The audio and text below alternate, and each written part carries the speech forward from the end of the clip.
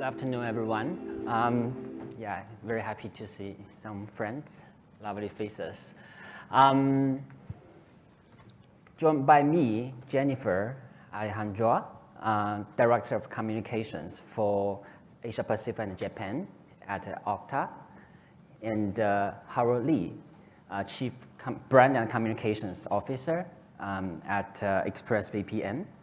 So very happy to be here because it's been a while for me personally in an in-person event for quite a long time. So thank you everyone, and thank you Arum and Provoke Media for creating this space for us.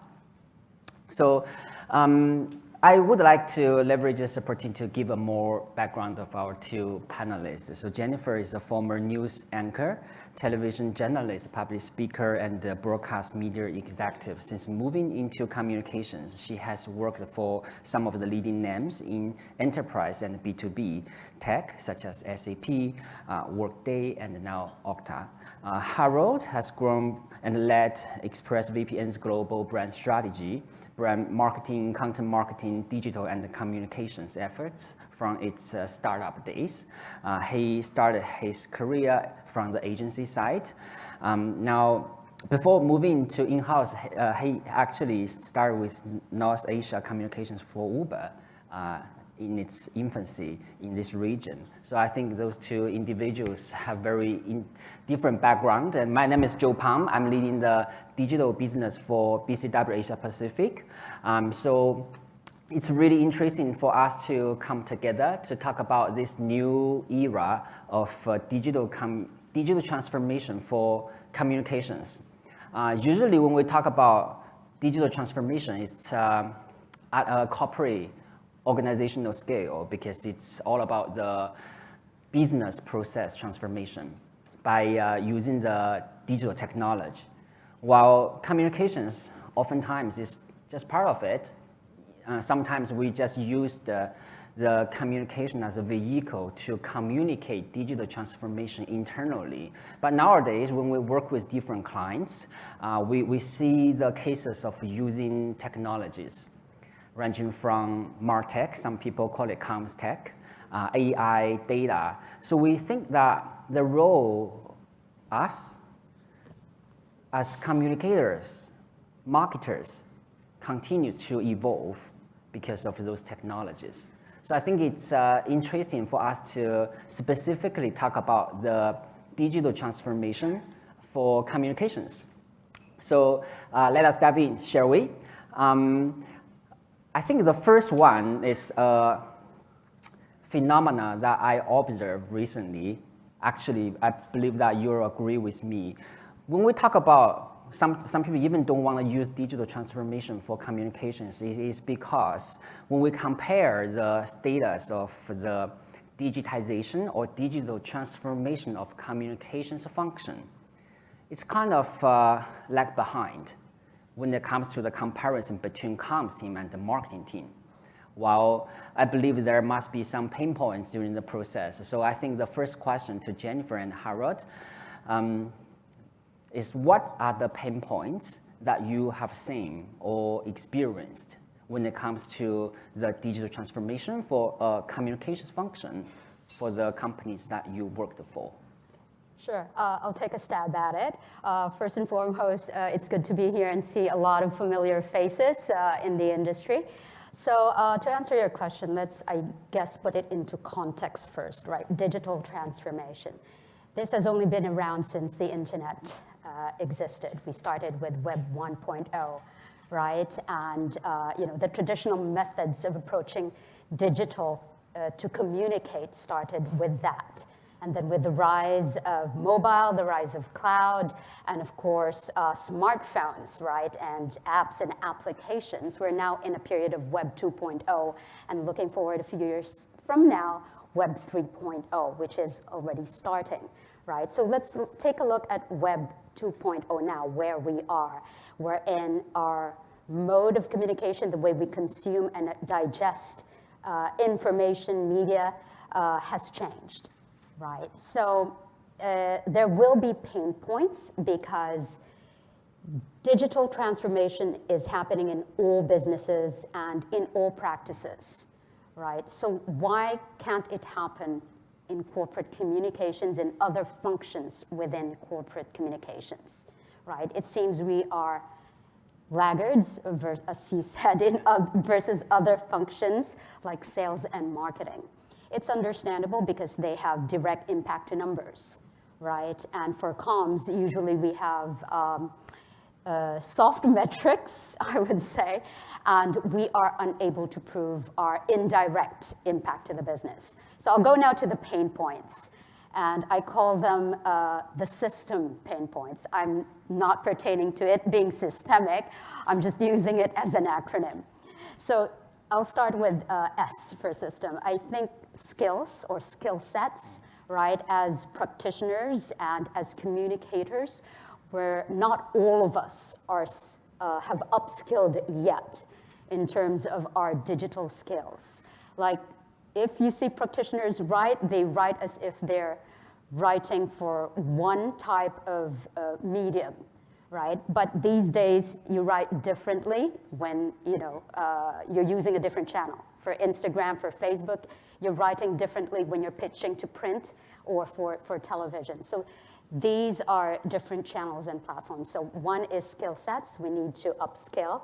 I would be internal alignment with other functions like marketing and also technical functions or the technical side of the business like product. S would be selling internally. As comms people, it seems we're having a hard time how to get buy-in sometimes or how to sell our ideas and points of innovation internally. T would be technology, the technology that's available for comms. It seems like when developers are thinking of applications, it's always focused on sales and marketing, but maybe because they have bigger budgets than comms people.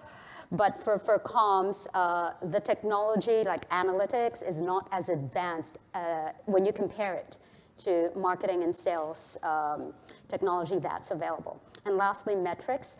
Some of our metrics, I would say, are still stuck in the traditional era and have not yet been upgraded to measure, right, how communications is functioning and is being practiced in the digital landscape. Thank you. That's beautiful. Maybe not every facilitator would take a piece of paper, take a note, but when I heard that Jennifer is going to give me that 4 keywords, I'm like, oh, I have to take this note. So thank you. That's really beautiful. You're being very kind. Yeah, that's like my early days of my journalist years. Good memory. Harold, please. All right. I don't know how to follow that answer as well, but maybe I'll talk about it from a slightly different perspective because I've, for the past 8 years or so, had the pleasure of being in organizations that are really digital first, right? I was at Uber, I was at ExpressVPN through the startup and scale up stages, and really everyone there is already a digital native. And so it's where I see the pain points is actually when people come into the organization from an agency or a traditional environment, and what's their experience, what do they struggle with? And I would, maybe I'll talk about 3 things. One is simply transitioning their mindset about how broad understanding that consumers' entire media journey, and then translating that into how broad their function is, right? So I'll just give you a small example, which is we've got a whole team dedicated to reviews. As you can imagine, it's really important that reviewers are reviewing and ranking as well. If you search VPN, best VPN, hopefully every review you find there is ExpressVPN. And it's not just because of our good reviewer engagement program, it's also because our reviews team speaks with the SEO team all the time. There's actually an SEO person on the reviews team not full-time, sorry. They're part of the team. They're not dedicating all the time to it. Thinking about, well, if this review doesn't go well, how do we make sure it's not ranking on the first page of Google, right? That's part of the review team's responsibility. It's not just influencing the reviewer anymore. So really having that breadth of what's every journey for the consumer to get to the content that you're thinking about or the message you're trying to get across. You can't just narrowly think about kind of the media piece anymore. So that's one. Two, I would say, is also the metrics piece that Jennifer touched on, which is really, I think there's just a lot of pressure. Everyone else has such clear, measurable metrics, and it's clearer and more real time than ever. And there's this pressure that even I feel like every day. And I think I often, like I've been saying this for a long time, I think PR people need to find a way to resist the pressure somewhat. I don't think we simply say, oh, let's figure out what new metrics we develop. I think we need to say to the leadership, we know that this is value. That value may not be easily measurable, and it may not be measurable in the same time scale as sales can measure their impact. Please give us the space to give you the soft metrics and you buy into it. Otherwise, I think we're just going to race to the bottom in terms of trying to come up with metrics that we're never going to win against kind of the direct marketing tactics. And then the third thing I would say is a cultural change. And that's really, I think actually a lot of digital transformation is in the collaboration internally and also between clients and agencies. And I see a lot of people struggle with the transparency that digitally transformed organizations have. So whether it's a lot of comms professionals really struggle with real-time like document work like Google Docs, simply because they want that perfect thing and then to deliver it, rather than in real time we're working together. And I will tell you, it was a red flag in Uber when an agency came in and they took our like brief and RFP in a Google Doc and then made it a Word doc and then added comments and then send it back to us. It was a big red flag for us every time.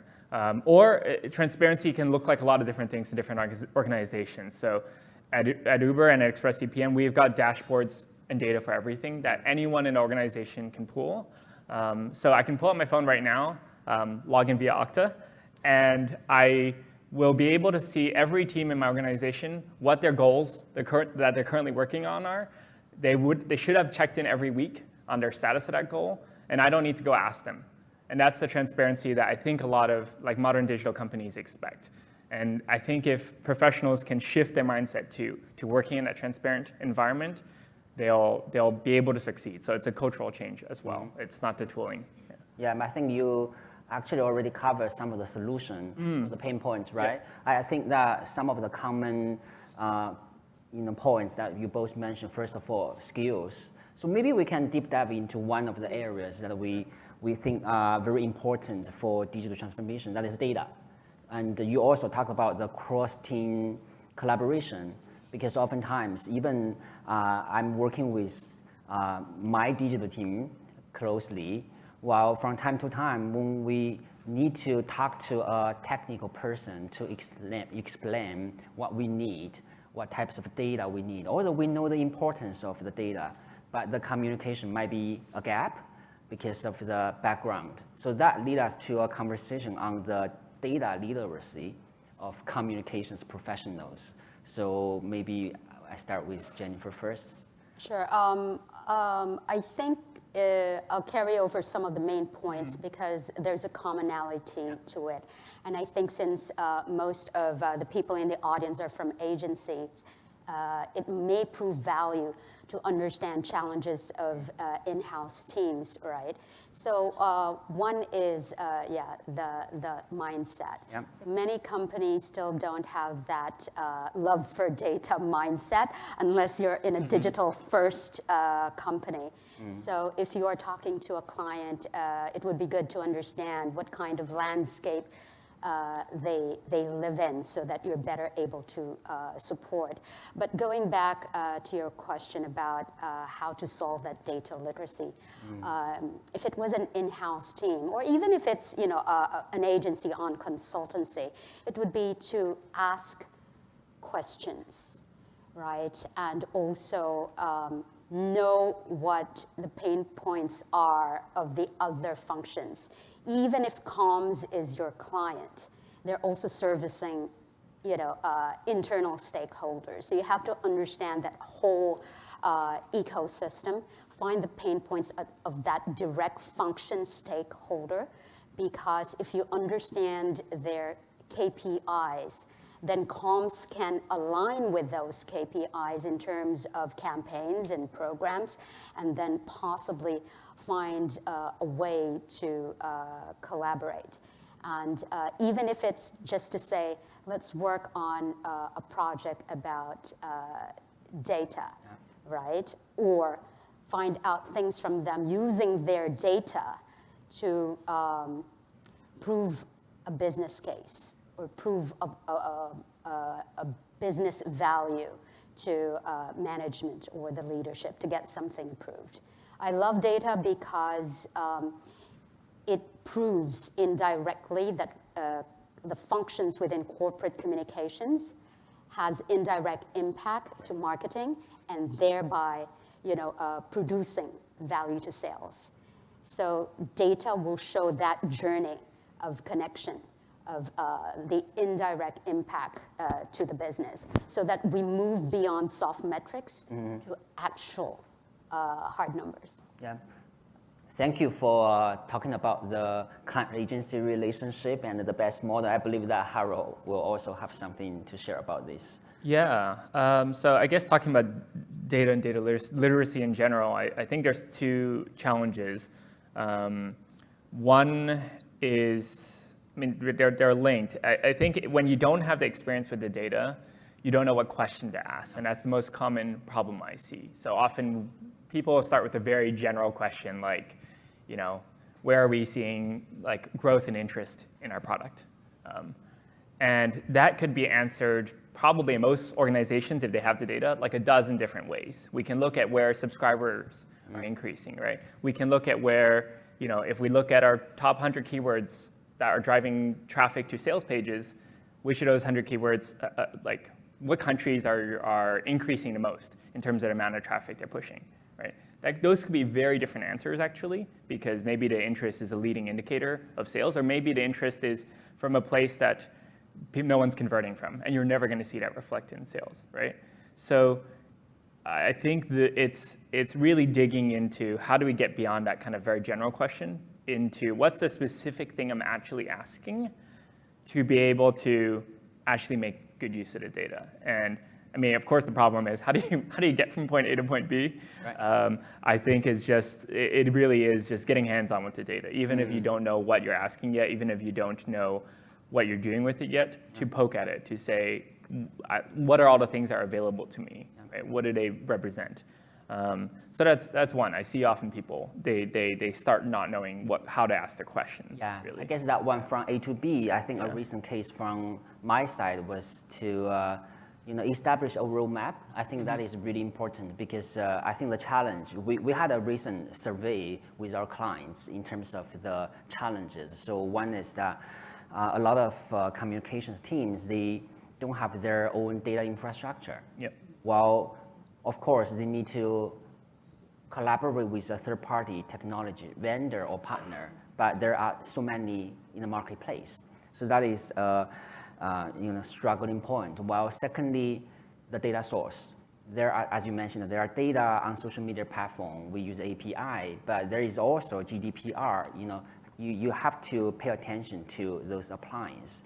So I think data roadmap, that is something that client and agency can work together to address the point that you mentioned about A to B, how we can get from A to B. So a recent case that we did for one of our clients, I think it generated some good results because the focus was to identify different types of technology to specifically for them to mine news media, social media and web to generate some indicative strategy for the reputational threats. So I think there are, of course, a lot of technologies out there, predictive analysis, right? A lot of tools claim that they can do this and that, but I think it's important to have that roadmap because if you employ that tool, you don't have a right person to use the tool. Mm-hmm. You don't have the access to the data. You just cannot achieve the goal that the vendor claimed. So I think a gradual process and the aligned approach would be really important to cope with that A to B question. Yeah. Do you have a second point? Oh yeah, sure. Sorry. The second point, I think I wanted to kind of maybe tell a bit of a story around your question, your point about client and agency. How do they connect? And I do think it's very hard when you're on the agency side. The client themselves may not be the most knowledgeable, and then they're this middle person to where the data is probably really coming from. I think it's worth having that conversation with the client to really try to figure out, is there any way to make the data visible to you and not constantly ask them a question and they go ask someone else? And of course, there's lots of sensitivities, but I'll just give you one example of what we ended up doing. So when we see like internet censorship rise in different areas or connectivity issues rise in different areas, VPN demand obviously shifts with that. So increased censorship in Russia, for example, means that VPN demand will rise. So we ended up building a dashboard which pulled data from Google Analytics to say what countries like are seeing a dramatic change in traffic up or down week on week. It spits out from Google Analytics into Google Sheets. Google Sheets, it doesn't have any hard numbers. It just shows the trend. Is it up or down? And then the agency can look at it and go, whoa, it's really far up in Germany right now. What's going on? What's the story that we can tell to the media about it? Maybe it's a sporting event. Maybe it's whatever it is. And they can come back to us and say, okay, can you look more into the numbers and tell us what you see? What are the landing pages they're going to, whatever it is. But having a dashboard means that they don't have to, they have some tools to start that conversation, some tools to start that monitoring. And then, of course, we don't give them the sensitive data, but then we can have that conversation. Yeah, so it's not easy, I would say. Not every client's can be ready to do it, but I think it's important to remember it's not all or nothing. What's the little thing you can get that starts giving you the signals, starts the conversations, starts the topics in your head to be able to use your data, not just for strategy, but also for messaging. Yeah. So that's quite advanced, actually. But there's an opportunity for agencies there because not a lot of in-house comms team would have that kind of capability. So there's room to pitch around the value of data. And I just thought that, with a dashboard like that, maybe you should think about it as a product. PR practitioners, can actually use it to generate original creative stories. Because, these days we're all about a report that came out, for this industry, for that industry, and there's a fatigue already, and there's no more creativity on where else these stories could come from. And data can actually, for a particular company, whatever your product is, whatever industry you're in, can actually give you either a trend story or a story that other people would not have thought about, and you have data to back it up. And you don't even have to reveal actual, that was basically, it's hidden because it's just trends, right? So it protects you from GDPR as well. Right, sure. But yeah, so that's just one value of pitching around the value of data as a communications tool. Right, and we haven't even progressed to analytics and other things yet. Yeah, right. And I think also from what we as communicators care about on a daily basis is all about the audience. So no matter it's external audience and the internal audience, data. Because I have the luxury to work with both comms team and marketing team from the client side. Like 5 or 10 years ago, marketing team are talking about persona based on data. So they know how to engage with their potential customers and know what matters to them. While I think there has been some really good practices that we try to leverage that types of methodology to understand more about our stakeholders. So it can be broader audience ranging from policymakers, journalists, media, and we use data to understand what will resonate with them, what are their persona. So that also lead me to the collaboration between the comms team and the marketing team, because the methodology can be reused or customized for the comms purpose. While I think that is also an important culture indicator when you mention about culture. I think the behavior of breaking silos between these two teams, and whether the organization is willing to take risks. Because in this digital era, when we talk about digital transformation, it's all about you have some small scale experiment, and then you can pilots work pilot it best. through. Yeah, so that's a totally new way of doing things. Then I want to zoom into that audience, because we talk about external, internal audiences. How do you see the digital transformation's role or digitize internal communications is happening nowadays? Any good practices or tips that we should pay attention to? So I think for internal communications, it's starting to happen, especially when COVID hit. Yep. Right? People are no longer in the offices, and companies, especially those who are not digitally prepared, all of a sudden scrambled to find ways. And Zoom made a lot of business during that period, right? But internal communications now, especially for digital-first companies, right, are moving beyond just emails and Zooms. They're even looking at things like how to use, a TikTok. TikTok videos or TikTok type of videos to communicate to employees. Metaverse, virtual space. Yeah, so it's changing in channels, right? It's changing in terms of technology, right? So because there are many platform providers now or app providers that could, service specific needs, right? And all you got to do is integrate them together.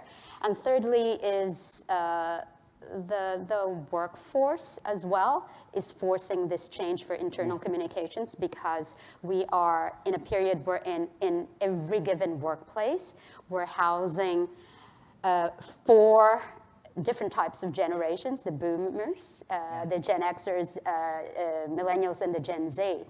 So you're reaching into different types of audiences who have different, experiences and ways of consumption or being communicated to. So having technology, going digital is one way to service different types of audiences. Or maybe in the future, even it can even go customized or personalized, as what's happening in, the marketing or sales functions. Why couldn't it happen for internal comms, right? Especially with blockchain. Yeah, you mentioned the Gen Z. I think that is a headache for a lot of companies in terms of how to engage with that group of employee, because not only the digital tools that they like to use, I think the way they communicate with each other. I read a report recently saying that the Gen Z, the sense of personal image is actually stronger than my generation. So how a company can use their internal, it cannot be the traditional one-to-all email, right? How can that platform provide an opportunity for Gen Z to have their personal brand? Of course, that is around the expertise in the organization. I think that might be an interesting question for us to think about. How do you think, Haro? Yeah, I think that's. I think part of that shift I can see generationally is also that I think we need to break out of this, we want to control internal communications, right? We want it to be very curated and coming from the executives, and it's very clear what the plans are. And I think it's a little bit what I alluded to earlier, shifting to this culture of transparency, getting the information you want on demand. And I think that's the cultural change that often needs to happen. Forget about the tooling. The tooling needs to support it, but I've seen a lot of companies that bring in these tools and then no one's using them because they're scared to put information on it. They're scared to share too much. They're scared to share their work in progress. And I think the more we can get teams and individuals to shift towards that mindset, my information, my progress, my roadmaps, drafts, whatever, it's there available so that someone else as a stakeholder can pull it and break down that information flows through like central nodes approach. I think that's the direction things need to go. And that's what technology enables, is that cultural shift. I mean, even to the extent of the way we have our HR policies on our internal wiki, because a lot of wikis have built, kind of version histories and revision history. You can go through and see every version of our HR policy ever back in history. And I think a lot of HR teams would be scared by that. They'd be like, oh, we don't want to see that we changed this to this or whatever it is. But I think that's part of the expectation that I think younger colleagues have now, is that part of what the digital era means is decentralized and transparent. Not all the information is being held by someone who chooses what to release to me or what not to. So yeah, I think that's something that's hard but important to change. Okay. Still changing. Yeah. It's in progress. Yeah, for sure. Yeah. Let us come back to one of the topics both of you mentioned, that is a KPI. I think one of the reasons that we mentioned about the more advanced progress of a marketing team in terms of digital transformation, because as you said, they have very tangible results. When they invest on digital, it drives sales directly, drives lead generation. While especially from in-house perspective, what are the best practices or point of views in terms of new ways of measuring PR or communications, especially in this digital era? So if I may. Yeah, please. So I think that it's still evolving as a process, because many companies, especially in-house teams, as I said, are still bound by metrics that are traditional. But it's starting to change. So I'll give you an example, like share of voice, right? Some have opted to go automated in some platforms, but you could also still go opt for more analysis, that explain to you the numbers, especially per market, so you're better able to relay to specific stakeholders in specific markets, right? So as this changes the game and the technology, the curve of technology improves over time, I think the metrics will be forced to change, because data will show whether something is working or not, and maybe even in real time, right?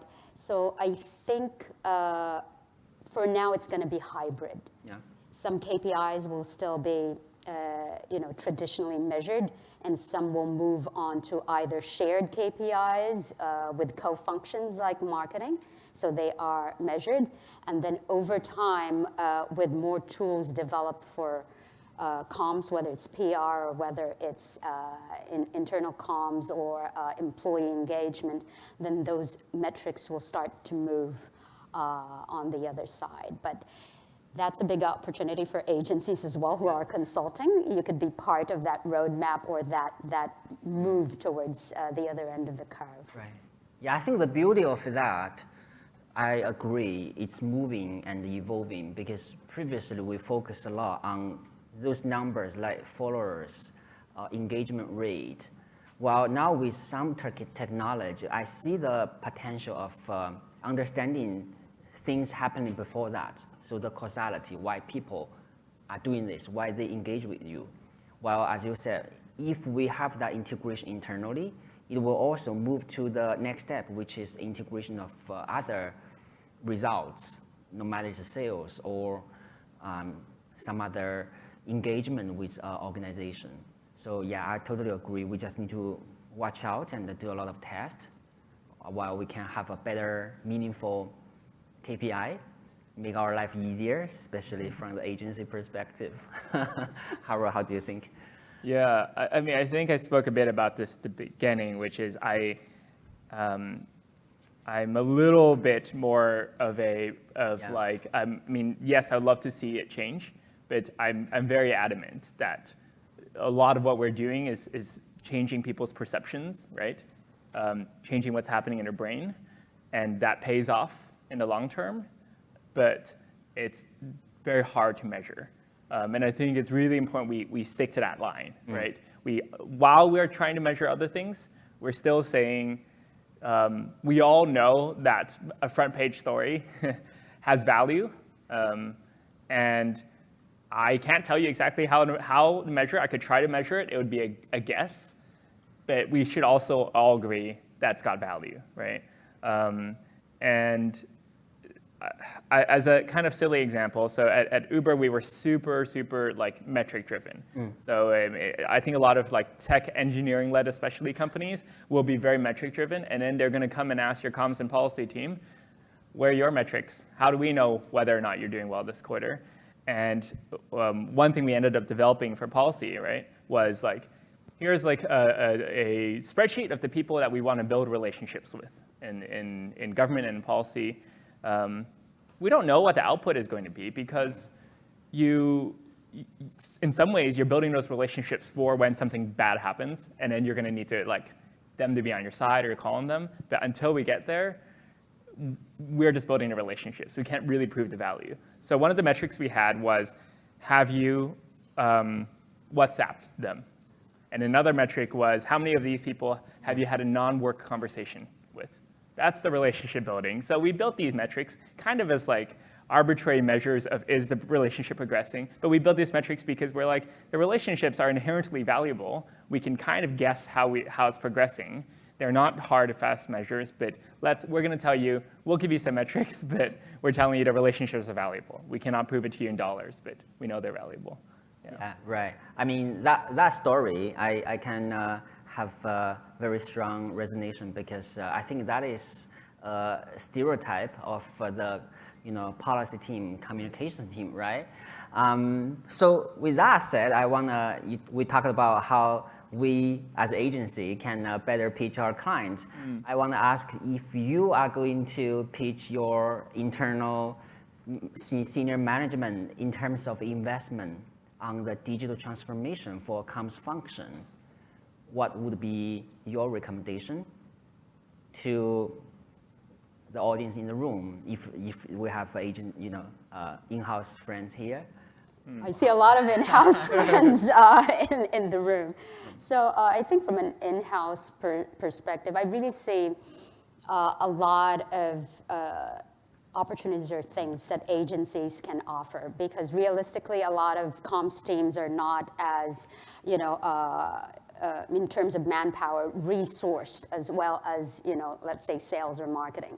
So inherently, right, there would be gaps in a situation like that, or if there are skill sets, that are not there, then, there's a lot of room for agencies to fill in the gap. I think my tips would be not to pitch for the big game yet, right? So a roadmap is a good idea, and start small, right? Because as long as you have a foot in the door, it's easier to enter and grow the business from there. But the most important thing is the first pitch, right? And that would require understanding your particular client, what that team's pain point is. It doesn't have to be pain points, but a pain point, whether it's internal comms or external comms, what are they trying to solve, and offer the solutions for that. Because if that works, if that pilot works, and you can help them sell it internally as well, just by understanding what is needed and what their challenges are, then that first part of the roadmap, if the pilot works and it shows business value, then the next step would be easier. So consult and then enable or engage. Right, question is still really important. So Howard, as the chief brand and the communications officer, I believe you also need that investment. Sure. in your function?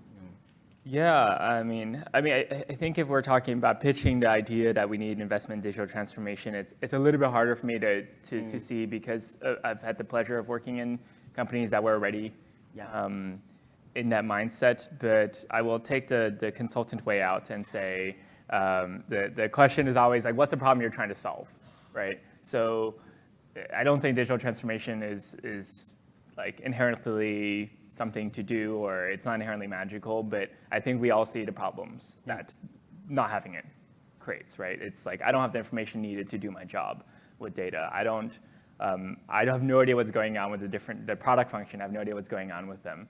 We need to build the system so that people can share information, right? So that's where I would go, but I know it's a bit of it's a cop-out answer to be like, go figure out what your own problems are and then pitch that. But from the agency side, I will give you your pitch, which is like, this is what your clients demand of you. Like, I can tell you that at least for my in-house roles, if you're not somewhat along the journey, you're not going to win a pitch. So that's your pitch to your leadership if you need to. Like, we have our agency teams are all on our company Slack. If they weren't on a company Slack, they would not be able to do their jobs. We would not be able to add them to channels where they can directly talk to product people and engineers to quickly iterate a story and get out the door. They wouldn't be able to do the coordination that we need them to do. So if they're going to come to us and say, no, IT doesn't let us install Slack, or doesn't let us do this, or we're not prepared to use it, it's just, the relationship's just not going to work. It's not going to be true for every client today, but I'm pretty sure in a few years it's going to be true for most clients. So you better start moving now. Yeah. I guess we can wrap up our conversation here because I think the last point both of you mentioned is to ask that right question. I think it is not only for a digital transformation. When we wanted to talk about those very techy things at the very beginning, you still need that right question. You need to solve a business problem. So same for the digital transformation for communications function. And I hope the conversation gave all of us some inspiration today. And I personally will take back home a lot of tips for me to pitch my clients next time. So I would love to thank you, Jennifer and Harold, again for joining me this session. Thank you. Yeah, thank you. Thank you, everyone.